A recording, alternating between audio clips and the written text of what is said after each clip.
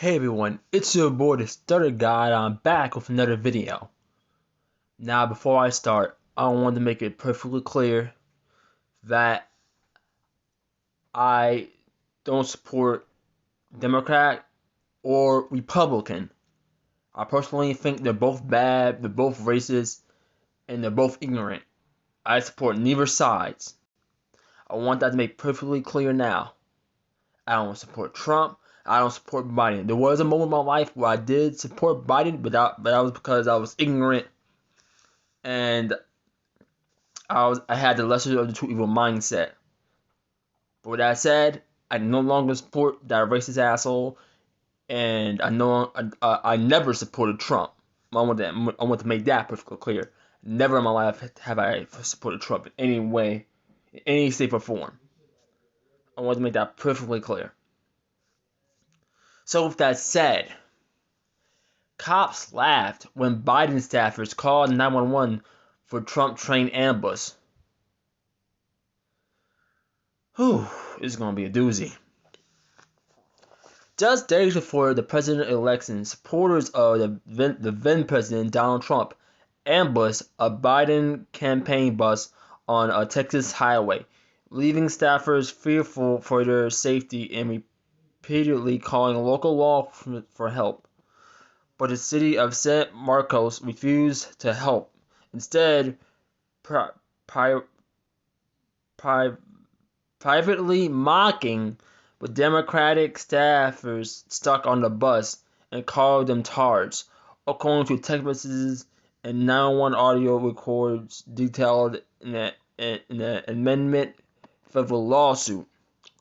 The October 30th Trump train incident sent shockwave across the country as the video showed cars with MAGA flags seemingly trying to force the bus off the road as it headed to Austin for a rally.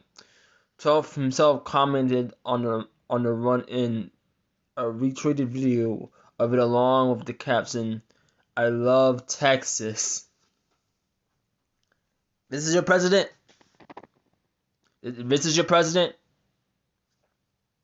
This is your president right here, guys? Like, this was the nigga you loved? This is your president? This nigga right here? Oh, don't get me wrong, Biden is on butter, but is this your president? You claiming this nigga? You claiming him? Cause I ain't. Video showed a white SUV and a black truck colliding during the episode. For at least 19 minutes. No, 90? Yeah. Or that no, it's dead. For at least 19 minutes, including during the entirety of the stretch of a 135 inside the San Marcos city lines. The Trump train pursued and terrorized the bus. The lawsuit states, adding that occupants tried to get help. They repeatedly called 911. They requested police escorts. But San Marcos cops and city officials chose not to mount a response. From the moment dispatch received 911 calls pleading for help, the lawsuit alleges. Instead, according to text messages and 911 audio recordings obtained by plaintiffs, they privately laughed and joked about the victims and their distress, including by calling them tards, making fun of the campaign staffers, hard breathing, and retorting that they should just drive defensively or leave the train. Huh. Wow.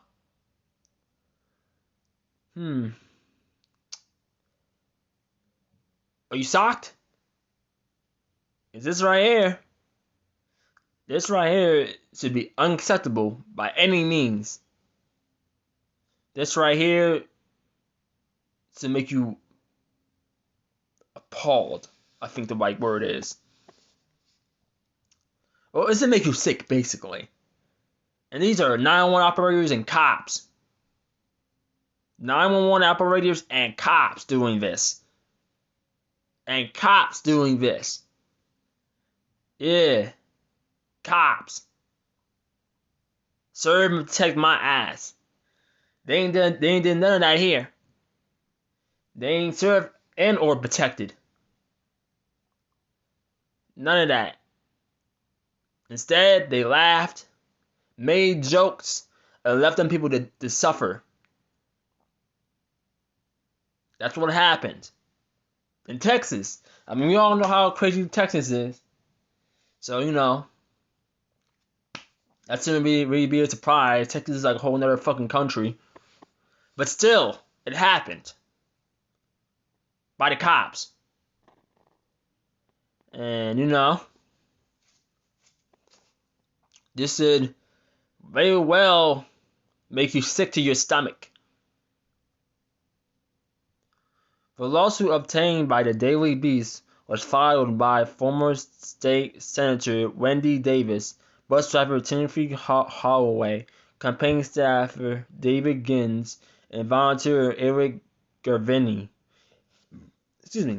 It named a slew of city officials as defendants, including San Marcos Director of Public Safety Tay Stapp, San Marcos Police Corporal Matthew Denzier, and St. Marcos Assistant Police Officer Chief Brandon Winkender, and the city itself. The lawsuit alleges St. Marcos Police chose not to provide the Biden bus with a police escort despite multiple requests, and even refused to take reasonable steps to protect both plaintiffs' safety and very foundational democratic rights. In a call transcript detailed in the suit, St. Marcos Police Corporal Matthew Denzier told a 911 dispatcher who had fiddled a call from a terrified Biden campaign staffer, "No, we're not going to do it. We will close patrol that, but we're not going to escort the bus. We will close patrol that, but we're not going to escort the bus." Huh. Okay. In a separate call, I can't pronounce that, dispatcher relayed a request for a police escort once the bus entered St. Marco jurisdiction. The dispatcher said that the dispatcher said the caller was really worked up over it, and like he's like breathing hard and stuff. Like we were being really aggressive. Okay, calm down. Yeah, well, drive defensively and it'll be great. Denji responded. Or leave the train. There's an idea, the dispatcher added. I flew down detectives' help with the Biden-Harris bus tour, intending to drum up enthusiasm at polling locations. Instead, I ended up spending the afternoon calling 911. Here's the video right here. Let's see.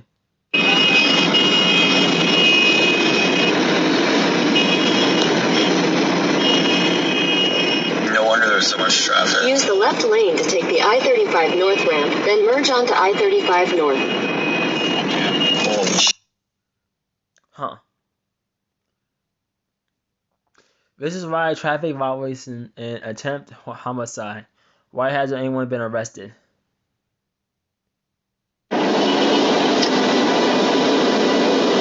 Running them out of Texas. It is hilarious.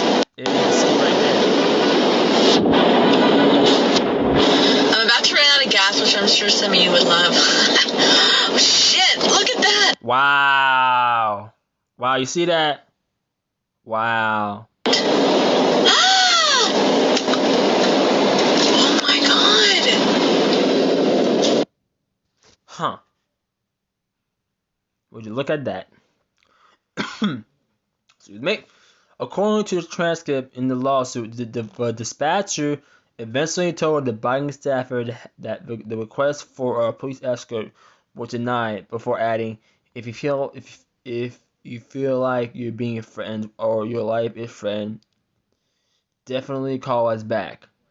Are you kidding me, ma'am? The staffer responded before stressing that the Trump supporters had threatened my life on multiple occasions with vertical collision. The staffer again begged for an escort, but the dispatcher refused, saying the order came from our chief, according to the suit.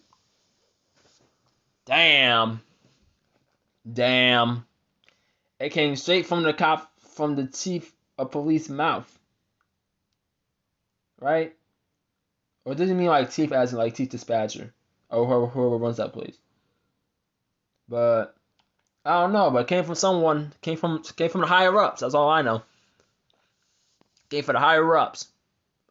The Biden campaign eventually canceled the event in the battleground state just days before the November 3rd election. The lawsuit states that a campaign volunteer informed Cole Stapp, a deputy in St. Marcos City Marshal's Department, of the cancellation and asked for help to still get the bus to the venue. Stapp allegedly called 911 dispatcher to report the cancellation but didn't rely the request about the bus. Despite these multiple calls for help from plaintiffs and others for roughly 30 minutes it took to drive through St. Marcos on the main highway that runs through it, if there were no officers from St. Marcos or any other police car in sight, not on the 145 exit or entrance ramps, nor on either side of the highway, the lawsuit says. Nothing that without police intervention.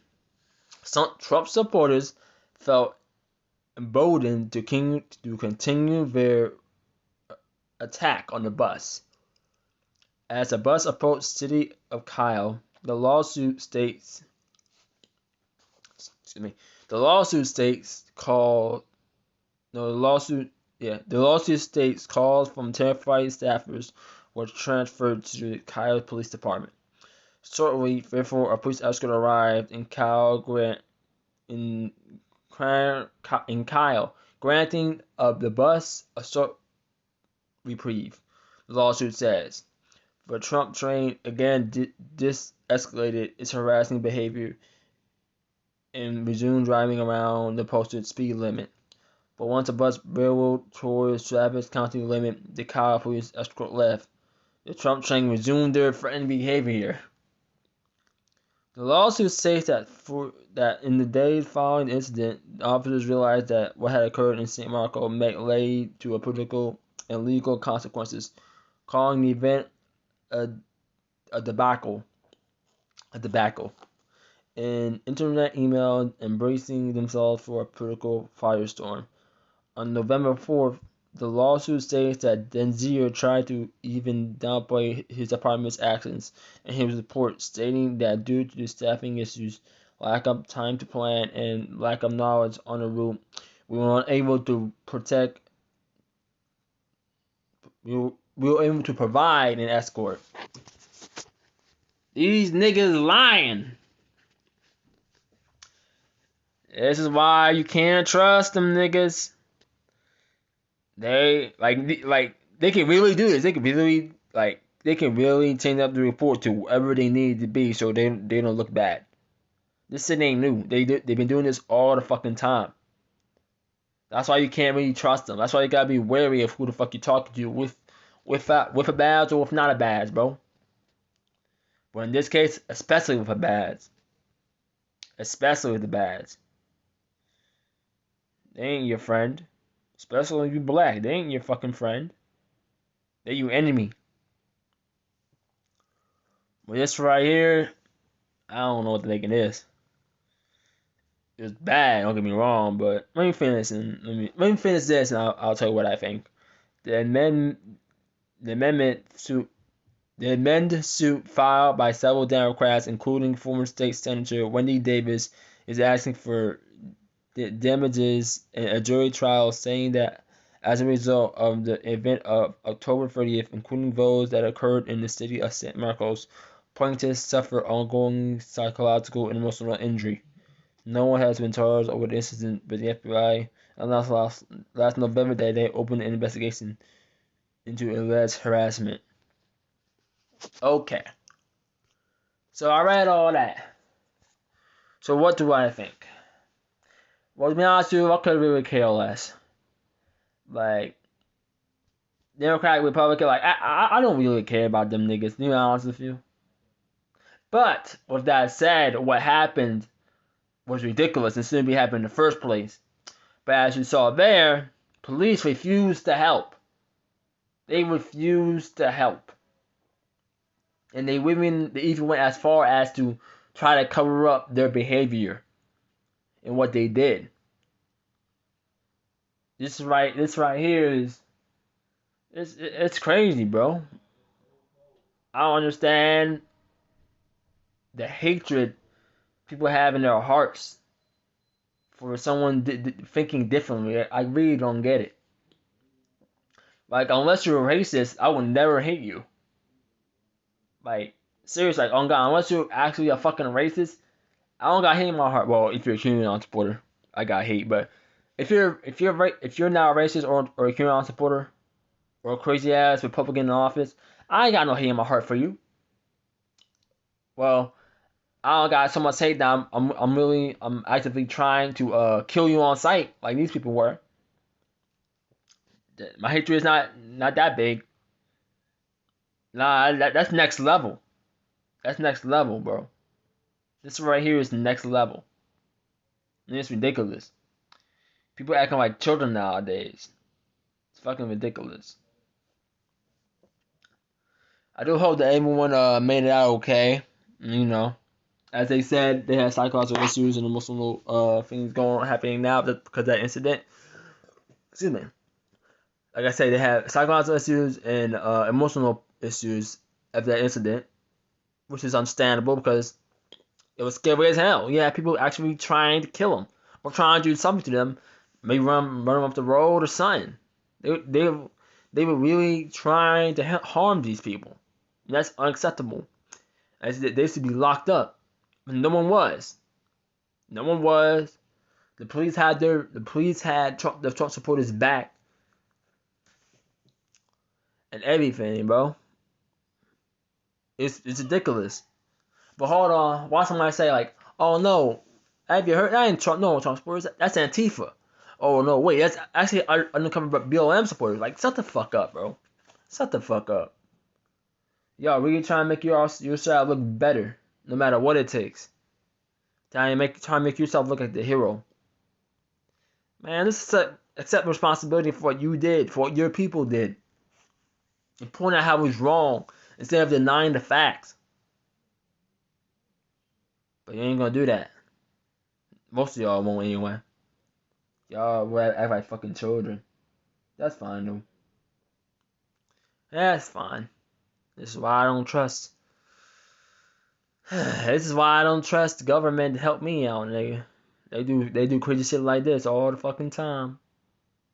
These niggas ain't on our side. I be telling y'all this. Y'all don't be listening. Well, some of y'all, but it's only a matter of time, bro. It's only a matter of time before something big happens, like Floyd, and it could have been easily prevented, but people refuse to help. People either refuse to help or refuse to change the ongoing problems within the department that led to that situation in the first place.